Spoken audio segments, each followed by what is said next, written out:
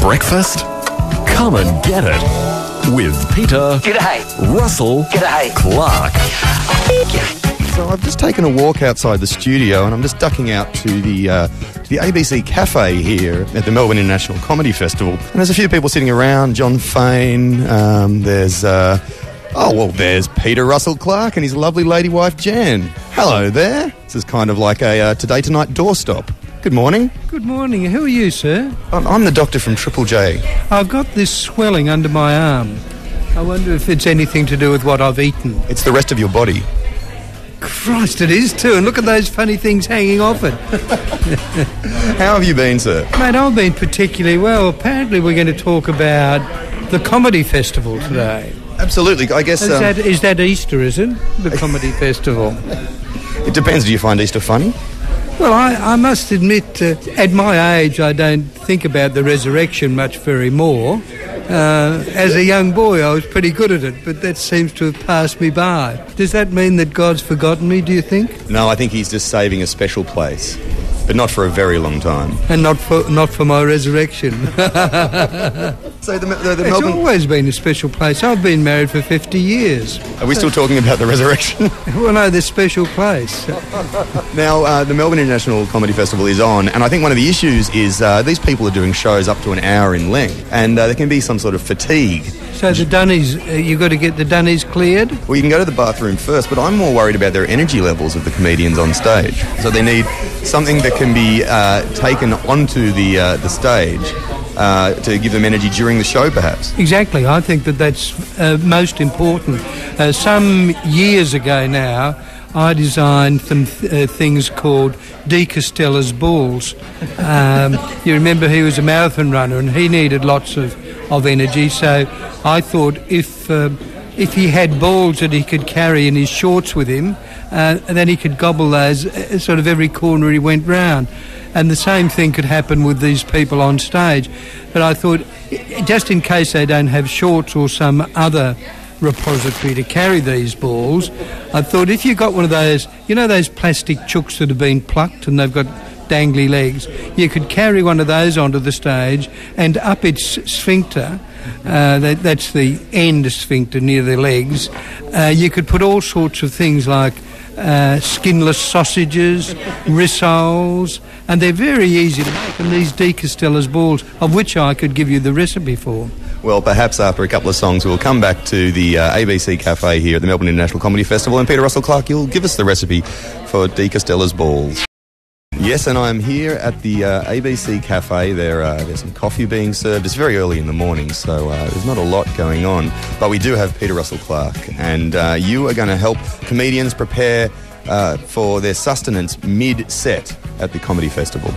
I take exception to you say there's nothing going on, but I've got Peter Russell-Clarke here. I'm bugger that.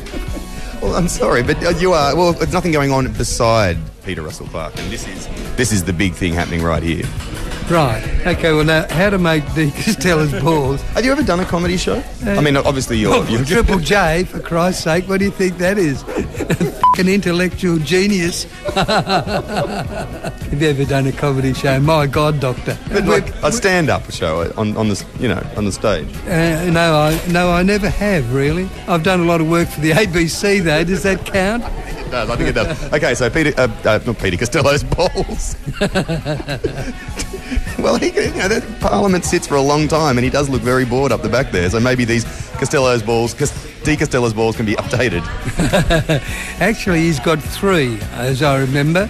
Oh, that was the recipe. What you need to do is to get bread, but bread with seeds in it, wholemeal bread with seeds, and then just about anything else you want. Since it's Easter time, you could have lamb because the Pope eats lamb at Easter. Chop that up with any dried fruits you like. And I'm purposely being vague about this recipe because whatever you've got, whether it's a bit of broccoli or some beans or an old fried egg, anything you want, chop it up with some meat and then put some orange juice in that to wet it so the bread becomes wet along with the other substances.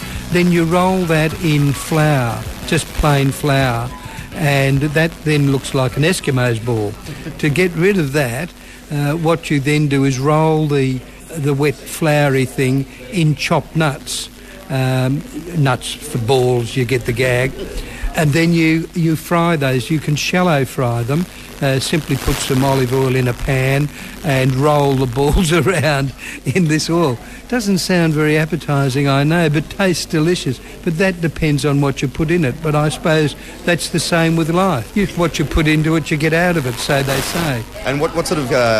these are deep fried. Obviously, we have to allow them to cool before we take them onto the stage. That's right. Well, once they've cooled, then you put them up the arse of the chook and you carry the chook on, and whilst you're doing your comedy act, you simply put your fingers into the anus of the chook, pretending you're a doctor such as yourself, and out you pull either the skinless sausage or rissole or whatever, and gobble it down to the amusement of those who are watching and the horror of anyone who knows about cross-contamination.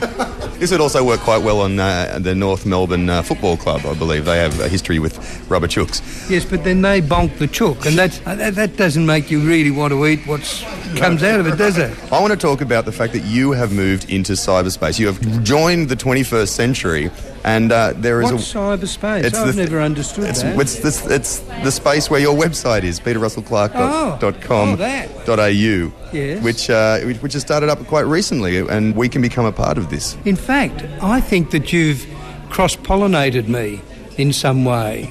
If you look up your website, you see me, and if I look up your website, I see you. Sort of a bit of a worry, really, when you come to think of it. It's like the romper room magic mirror window thing. Yes, didn't they pinch that from... didn't you look into a mirror, walk through it and become Heckle and Jekyll or something? I was never good at nursery rhymes. Peter Russell-Clarke, thank you very much. God bless you and yours. Triple J. Triple J.